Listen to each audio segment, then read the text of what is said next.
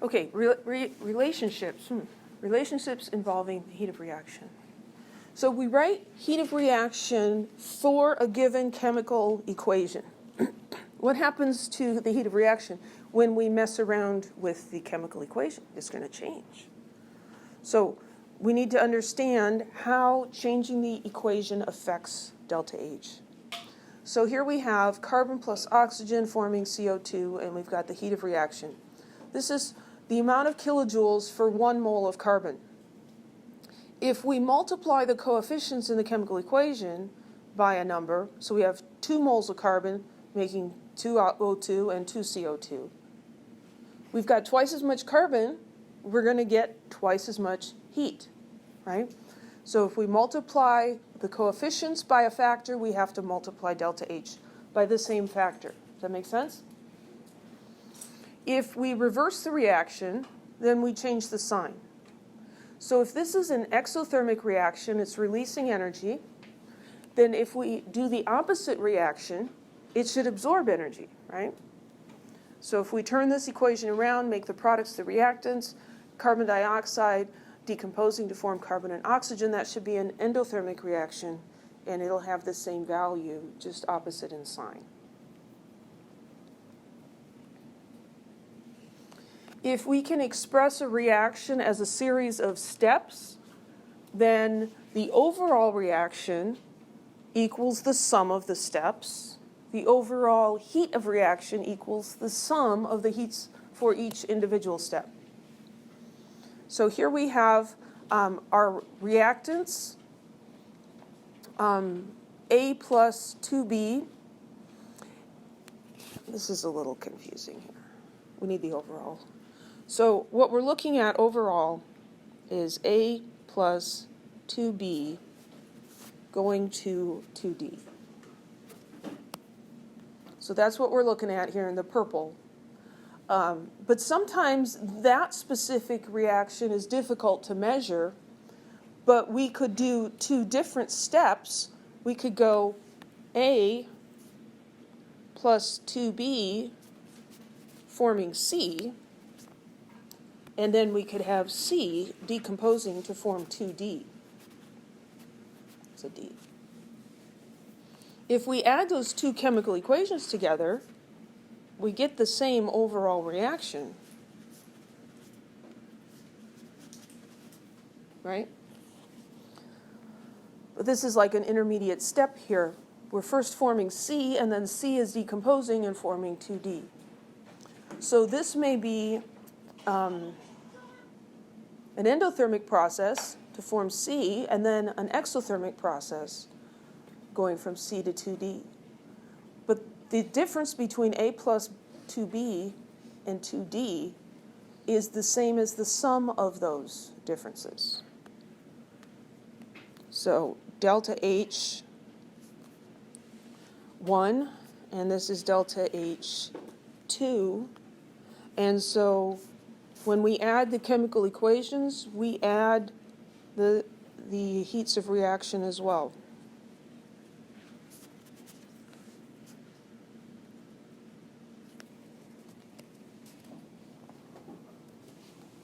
So let's think about the mountain example. We talked about elevation as being a, blanking now, a state function. That's what it was. A state of what? State function.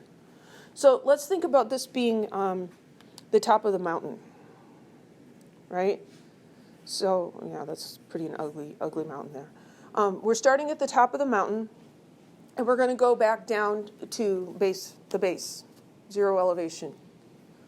So we could just go down, or we could get in a helicopter and go up and then come down.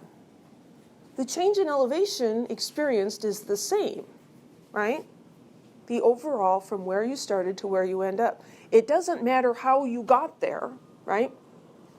It just matters where you started and where you ended up. So we can do the same thing with heats of reaction. If you can add them together and get from point A to point B, it doesn't matter how you went, the change in energy is the same. Any questions? It's kind of a hard idea to absorb.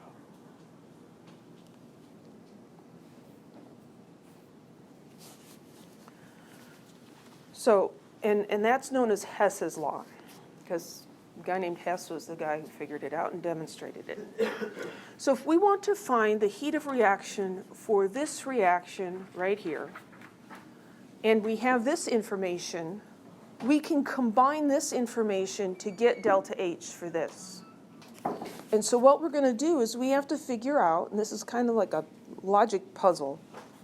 If we say it's a puzzle instead of a problem, it sounds more fun, right? It's a puzzle. We have to figure out how to put these chemical equations together to make this one. It's just like adding math equations. We can add chemical equations. And there's no like one set way, do this, do this, do this. You kind of have to figure it out a little bit like balancing the equations by inspection. So what I do is I first look at this, and okay, I've got reactants and I've got products, and so I'm going to pick one of these that has something in the right place. A lot of times we'll start with the top one, just because it's there. So I'm looking at this top reaction. It's got NO as a reactant and NO2 as a product. Well, in my overall equation, that's opposite. NO2 is a reactant and NO is a product. So what I need to do with this equation is write it backwards. So I'm going to write that one backwards. I'm going to say, first pick a pen, dummy. I shouldn't talk to myself like that. I shouldn't talk to myself. I'm talking to myself. 2NO2 going to 2NO plus O2. So if I write the equation backwards, what do I have to do to delta H? Make it backwards. Change the sign. So delta H now for this one, as I've written it, is plus 113.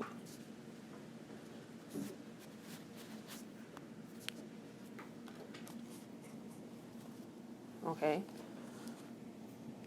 So I'm on the right track, but this is not the same as that. So let's look at this next one. N2 and O2 giving us 2NO.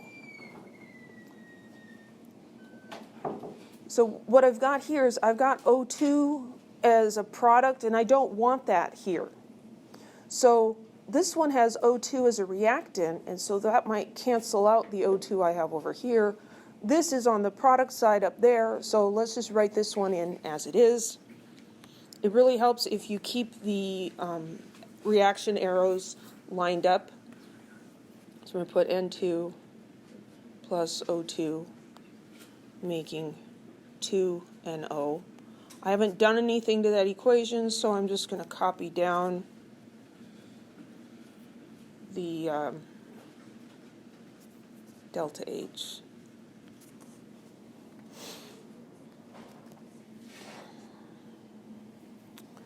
So this O2 and that O2 would cancel out, so that's progress. I'm not going to cancel them out just yet. But I've got this N2 now in there, and I'm still missing NO2.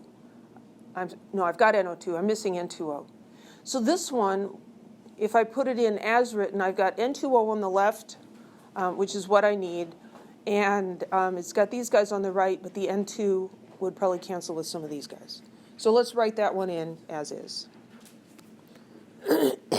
So basically, we're just trying to get reactants on the reactant side, products on the product side.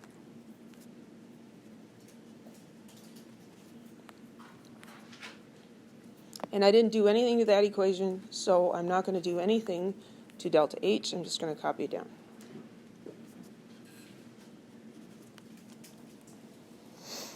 Now, if we add these together,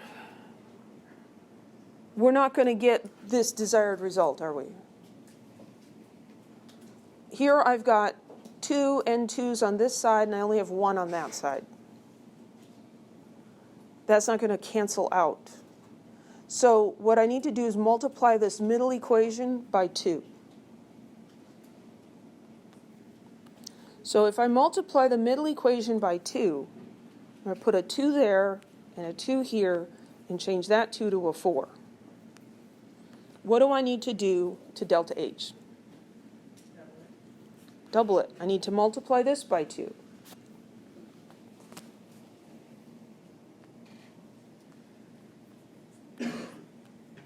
Okay, so now let's see what happens in terms of adding these guys together. Okay, I've got 2 nitrogens here, and I've got 2 nitrogens there. So I can cancel those out in the same way that spectator ions get canceled out. I have O2 and O2. That's 2 O2s over here, and I have 2 O2s over there. So those are going to cancel out. What happens is they're not really canceling out, but this reaction generates oxygen. This reaction uses oxygen. So anything that gets generated gets used up, and so it doesn't show up in the final product. And then what do I have left? Let's write it down. I've got 2 N2O plus 2 NO2.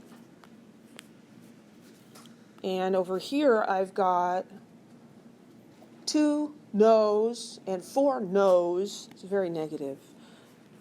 It's a total of 6 no's.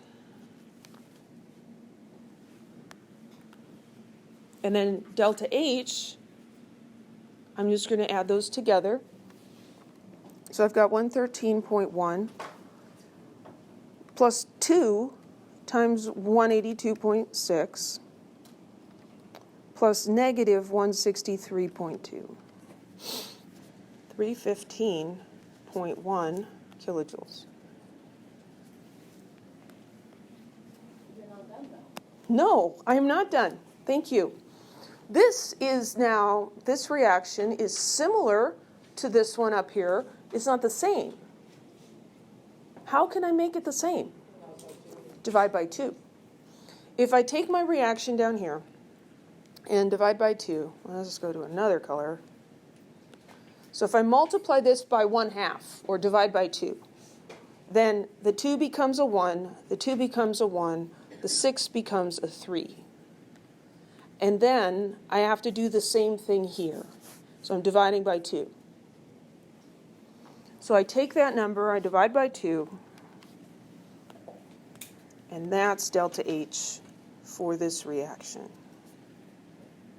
It's 157.55, 157.6 kilojoules.